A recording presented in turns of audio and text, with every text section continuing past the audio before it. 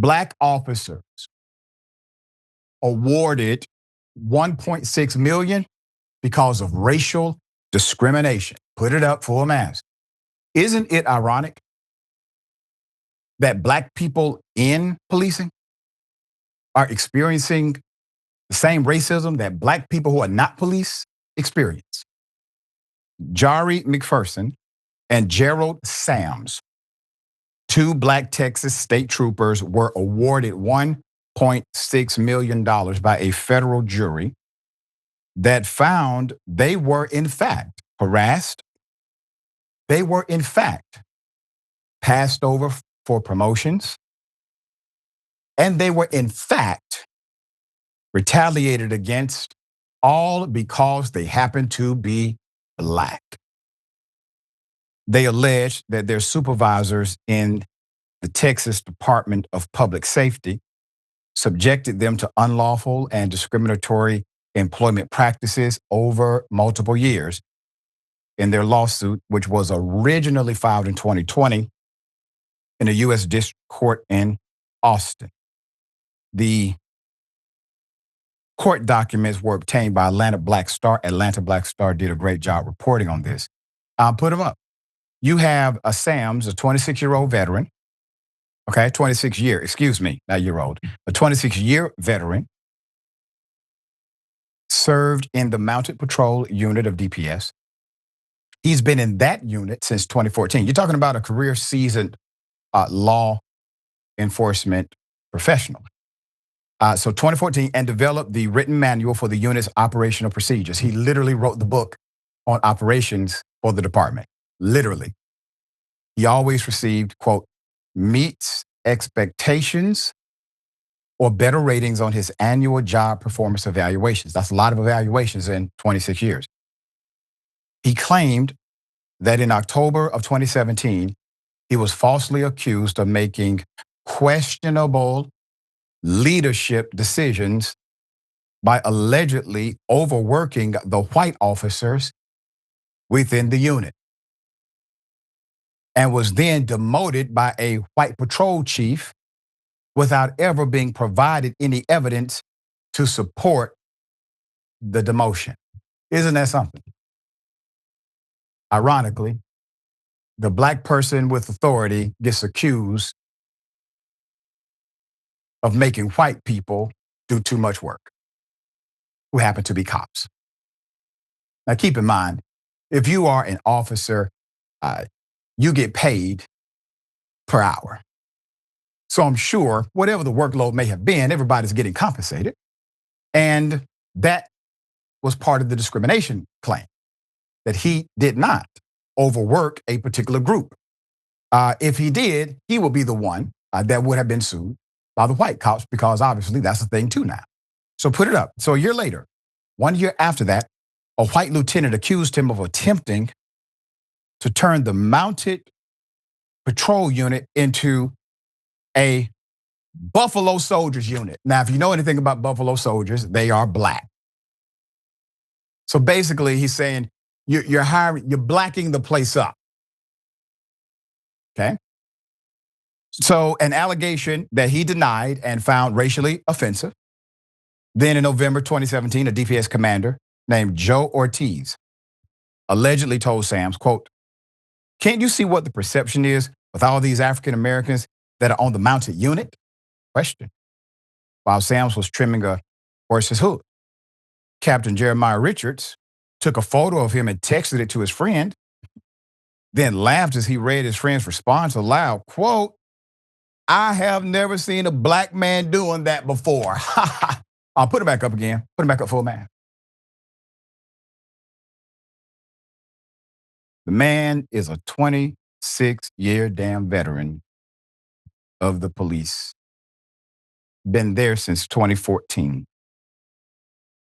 All of that professional courtesy that he has earned means nothing in the face of bigotry. All of the friendships that he believes he has, all of the respect that is given to him superficially means absolutely nothing contextualized in the reality of bigotry.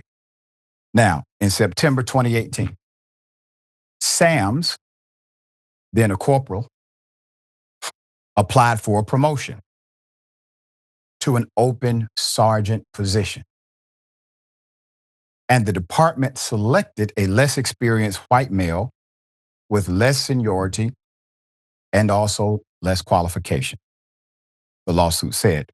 Major Katie Conley later stated in an OIG interview that Richards, who chaired the interview board, intentionally interfered with and obstructed Sams from being chosen.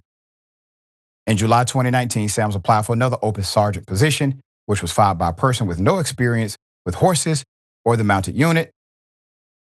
The complaint contended. Now, what Ms. Conley is saying is that, you got to read between the lines, the board approved him.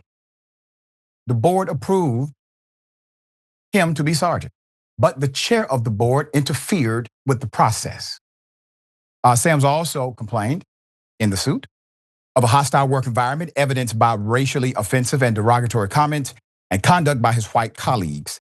They included allegedly unfounded allegations that he abused horses with a bullwhip and a text he received from a white female trooper containing a meme featuring Harambe, the gorilla, made famous in 2016 when he was killed after a black child entered his enclosure at the Cincinnati Zoo. He gets death threats now. Also, the other officer, McPherson, put him up. McPherson received harsher evaluation, harsher treatment than his white co-workers from supervisors, according to the claim, causing him to file a racial discrimination complaint with the EEOC office. That took place October 2019, and to seek a transfer to Austin CID division. His new supervisor, Captain Mark Koenig, who is white, allegedly told officers that McPherson's discrimination complaint was, quote, BS, and frequently denigrated him to white coworkers. Then that same supervisor, that captain, denied McPherson's efforts to be placed on the Elite 7C2 counter surveillance unit, a career-enhancing assignment. So the captain told him he needed to first spend time in the 7C1 unit to gain experience investigating crime in Austin. The 7C1 unit, which was then comprised of only individuals of color and an immigrant, was given more difficult and onerous tasks, permitting fewer days off, and was treated less favorably than the all-white 7-2C unit. The complaint alleged. After McPherson spent a few months in the 7C1, the CID command assigned a white employee to 7C2 who had no investigative experience, no counter surveillance experience, and who was substantially less qualified and less experienced than McPherson, the complaint says. So what is 7C1 and 7C2? The black group, the black and brown group, and then the other one is the white group. Okay, that's what it is. All right, so McPherson further alleged in 2020, a white male supervisor circulated photos depicting a white lieutenant wearing a Hitler mustache and black socks with an inspection of black socks, with an inscription, of Black Socks Matter, mocking the Black Lives Matter movement.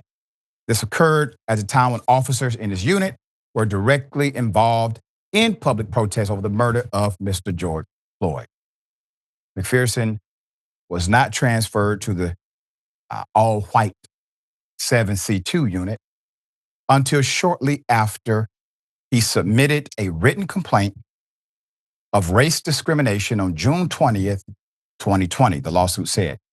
In his motion to dismiss the case in 2023, the defendants claimed that McPherson did not face racial discrimination from supervisors and had initially hurt his chances for promotion by lying to a supervisor. After a 3-week trial on January 29th, the jury found that both plaintiffs had proved that they were harassed because of their race and that DPS had failed to take prompt remedial action. They awarded McPherson $62,500 in economic loss for the denial of his service vehicle and $725,000 for past and future suffering and anguish. The jury did not find that Sams was denied a promotion due to his race, and gave him nothing for economic loss, but did award him, get this, $875,000 for past and future emotional suffering and anguish. The total amount awarded to the jury was 1.6 plus million. There you have it, defunding the police by way of the police. And it wasn't just the discrimination, it was also the lack of remedial effort to respond to the discrimination that mattered in the case and will matter in any case where discrimination is at play. Sharon, thoughts here?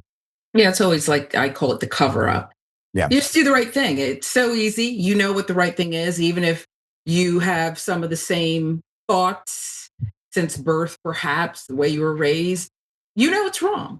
And more than that, you know it's illegal, but you did it anyway. And Yep. so, yeah. So now money's going to be paid, but not out of their pockets, out of everyday people who did not do this conduct. And that's the part that sucks. I want individual stock to face these consequences, lose their livelihood, not be promised a tomorrow while they play with what they kind of look at as monopoly money. Mm-hmm. That's right. And once again, this is why bad cops, corrupt leadership in government in particular is bad for everybody. All right. All right, we'll bring updates as they develop.